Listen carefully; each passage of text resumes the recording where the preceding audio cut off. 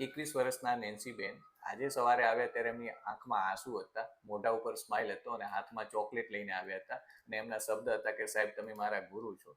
વાત એમ છે કે એમને લગભગ 7-8 વર્ષથી ખૂબ જ ખરાબ ભયંકર રીતે શરદી રહેતી હતી. બંને નાક ભરાયેલા રહેતા હતા, અંદરના ભાગમાં મોટા મોટા મસા હતા. એમને ઘણા બધા ડોક્ટરોને બતાવ્યા, 7-8 વર્ષથી સતત દવાઓ લેતા હતા અને હતાશ થઈ ગયા હતા કે આ વસ્તુ મટે એવું નથી. મારી જોડે આવે, મને પણ શરૂઆતમાં કેસ તો કફનો જ લાગ્યો, એટલે મેં એમને 5 દિવસની દવા આપી.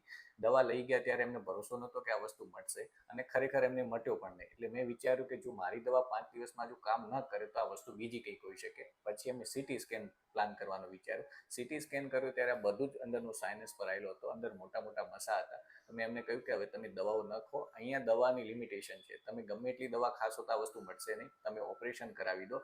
અને એમને 10 દિવસ પહેલાં જ ઓપરેશન કરાવ્યું. અત્યારે બધી જ રીતે એમને સારું છે. 7 વર્ષથી શ્વાસ નહોતા લઈ શકતા, એમનું વજન સતત ઘટી રહ્યો હતો, ત્યારે એમનું વજન વધ્યું છે ને શ્વાસ લઈ શકે છે. એટલે દરેક જગ્યાએ જરૂરી નથી હોતી કે દવાઓ જ કામ કરે, ક્યાંક ઓપરેશન પણ જરૂરી હોય છે. આયુર્વેદ ડૉક્ટર તરીકે મને સર્જરીની બહુ આઈડિયા નથી, પણ એવા ડૉક્ટર્સ છે કે જે મસાનું ઓપરેશન કરી શકે. મેં એમની જોડે એમને રેફરન્સ કર્યા અને અત્યારે એમને ઘણું સારું છે. 7 વર્ષથી શ્વાસ નહોતા લઈ શકતા, આજે એ લોકો શ્વાસ લઈ શકે છે અને રાજી છે.